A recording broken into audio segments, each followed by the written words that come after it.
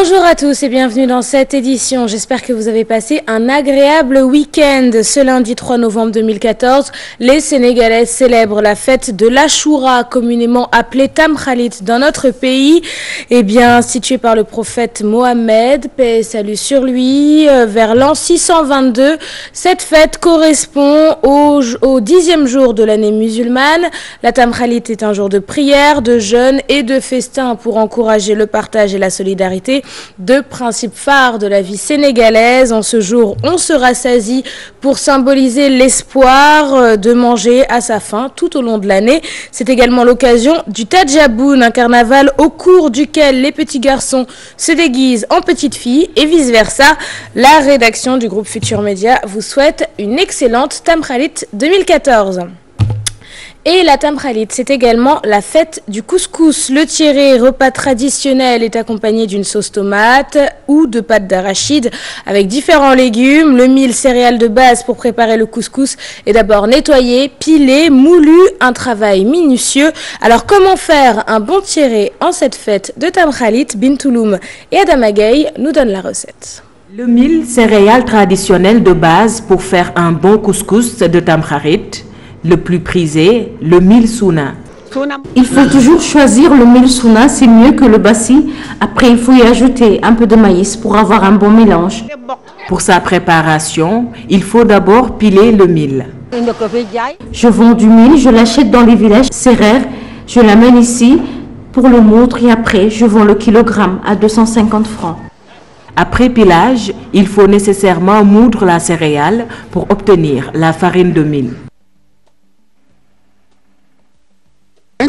Les femmes nettoient le mil chez elles et me l'amènent. Moi, ce que je fais, c'est de le mettre dans la machine et attendre que le travail se termine. C'est très facile. Voilà que notre farine de mil est prête. Le travail peut maintenant commencer. Une bonne femme doit préparer seule son tiré. Elle doit savoir faire le moigne, puis le sous-sol. Après, y mettre les ingrédients qu'il faut, comme le beurre, le raisin et le lalombep. Piler, rincer, moudre, préparer, un long processus, mais qui au finish ne procure que du bonheur, surtout quand le tiré bassé est servi au soir de la Tamkhalit. Parlons à présent du lancement de la journée régionale de lutte contre la poliomyélite à Kolda. La cérémonie a vu la participation de l'UNICEF et des autorités administratives. La poliomyélite est une maladie très contagieuse touchant principalement les enfants de 0 à 5 ans et provoquée par un virus qui envahit le système nerveux et peut entraîner une paralysie totale en quelques heures. C'est une correspondance signée Abdoulaye Diallo.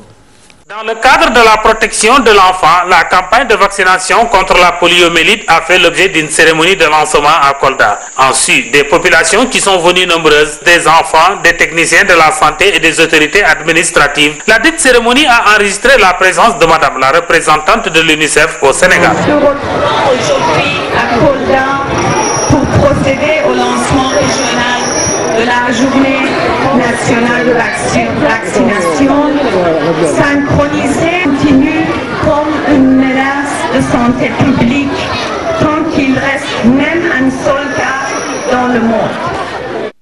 L'une des difficultés majeures pendant les campagnes de vaccination dans des localités comme Kolda est la réticence par endroit de quelques parents par rapport aux vaccins administrés à leurs enfants. C'est pourquoi, dans ses propos, l'adjoint au gouverneur chargé des affaires administratives venu présider la cérémonie en a saisi l'occasion pour inviter toutes les populations du Fouladou à sortir massivement pour faire vacciner leurs enfants âgés de 0 à 5 ans. C'est le lieu aussi d'adresser à l'ensemble de la population pour accepter que leurs enfants soient vaccinés et nous départir de certaines croyances. Regardez la cour de l'école. Les enfants sont en train de jouer. L'enfant est mouvement, l'enfant est jeu. Donnons-lui donc cette chance de s'épanouir en acceptant que vos enfants, nos enfants, soient vaccinés. De nous départir de certaines croyances qui auraient dit que les vaccins, c'est pour telle chose, pour telle autre. Il n'en est rien du tout. Séance tenante, des enfants ont reçu leur vaccin sur les lieux, ce qui a été un des moments forts de cette campagne nationale de vaccination contre la poliomyélite qui se déroule du 31 octobre au 2 novembre. Et à Louga, 95% des enfants âgés de 0 à 5 ans seront vaccinés contre la poliomyélite. Au total, 5000 volontaires ont été répartis dans les 3 départements pour atteindre au minimum 18 400 enfants. Le médecin-chef de la région qui a procédé au lancement officiel des journées nationales de vaccination contre cette maladie compte beaucoup sur l'efficacité de cette opération. Nous écoutons Mme Dembassi, médecin-chef de l'hôpital régional de Louga. Nous avons actuellement, en tout cas pour la cible, 184 000 enfants qui seront vaccinés. Et au niveau de chaque district, nous avons aussi des volontaires à moins de 100 par district et qui permettaient de pouvoir faire la vaccination au niveau des 8 districts de la région. Et je pense qu'au-delà des volontaires aussi, il y a ce qu'on appelle les superviseurs qui vont, parce qu'ils ne sont pas laissés donc tout seuls, ils sont supervisés. Et aussi nous avons aussi des contrôleurs qui permettraient de voir si cette vaccination s'est effectuée dans la meilleure qualité possible. Donc je pense qu'il y a tout un dispositif qui permet de pouvoir aussi effectuer la supervision. Au Burkina Faso, 2 jours après la chute et la fuite du président Blaise Compaoré, l'armée s'est imposée face à l'opposition. Hier dimanche, les soldats du colonel Isaac Zida ont pris le contrôle de la radio-télévision nationale et de la place de la Nation à Ouagadougou. La foule qui s'y trouvait a été évacuée par des tirs en l'air avant que les soldats ne barricadent les lieux. Un homme est mort, victime d'une balle perdue. La communauté internationale a largement condamné cette prise de pouvoir par les militaires.